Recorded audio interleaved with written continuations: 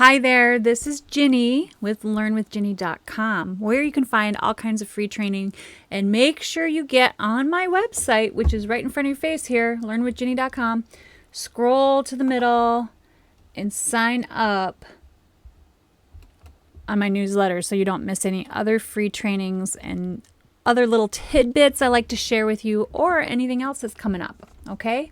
Sometimes it's an opportunity, sometimes it's about weight loss, sometimes it's about parenting. You just never know. Because, you know, it's my store. I get to talk about whatever I want. Anyway, I'm going to show you very quickly here how to make your links clickable on your YouTube videos.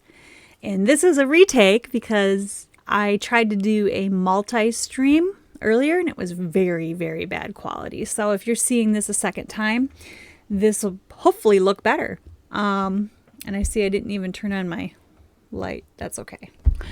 I'm going to show you my screen and I'm going to show you very quick. This is so easy. I actually kind of felt like kicking myself when I found out how to do this.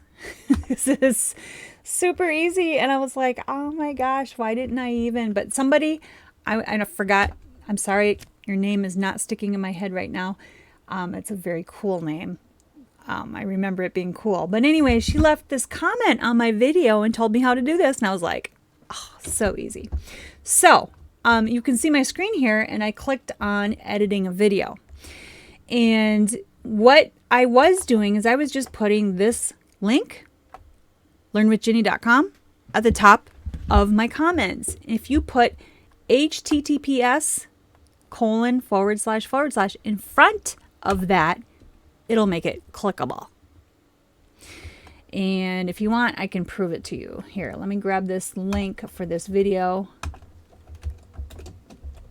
and show it to you. I'll pause it because you don't really need to see. You can go check out this promotion video, but see, it's clickable now. It'll bring me to my website. Very cool.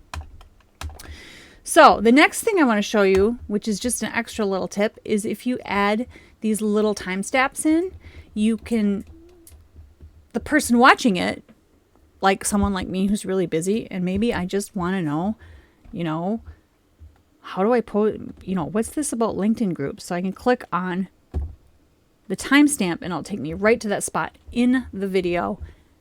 There's that. Very quickly. So I don't have to watch the whole thing. I can get right to the point that I want to see.